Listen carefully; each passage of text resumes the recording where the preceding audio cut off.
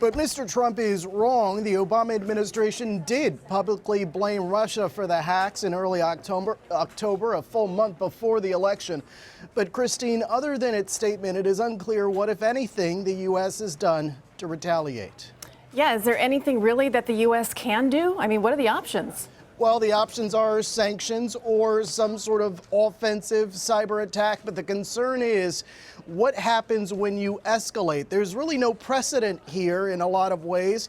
So U.S. officials are grappling with, well, what comes next if there is some sort of proportional offensive cyber attack? They just don't know. But we're told that they are weighing sanctions and other options for that matter. Jeff, you mentioned that President-elect Trump is continuing to push back on these hacking claims by Russia.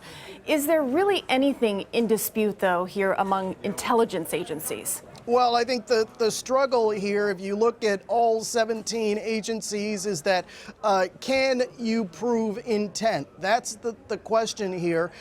Can investigators prove that there was a deliberate effort on the part of the Russians to tip the scales in Donald Trump's favor?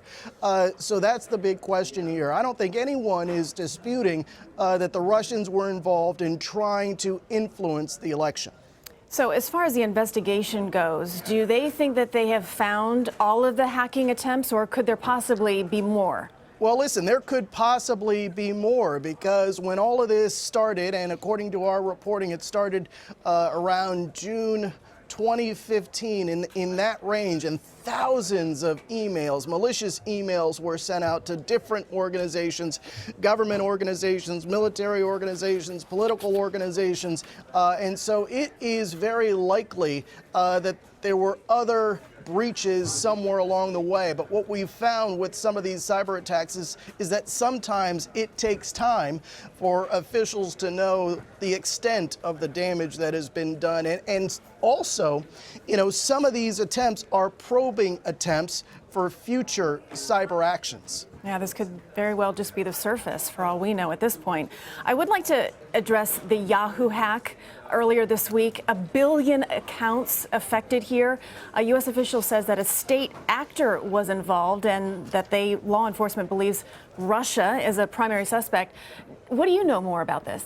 Well, yeah, this is one of those attacks where, because of the scale here, the amount of user accounts that were involved, immediately investigators are zeroing in on a state-sponsored attack, and of course Russia pops to the top of the list here. But it's still early in that investigation as well. But it just shows you what companies in this country and public institutions are dealing with. We've been told that on a daily basis there are these cyber attack attempts.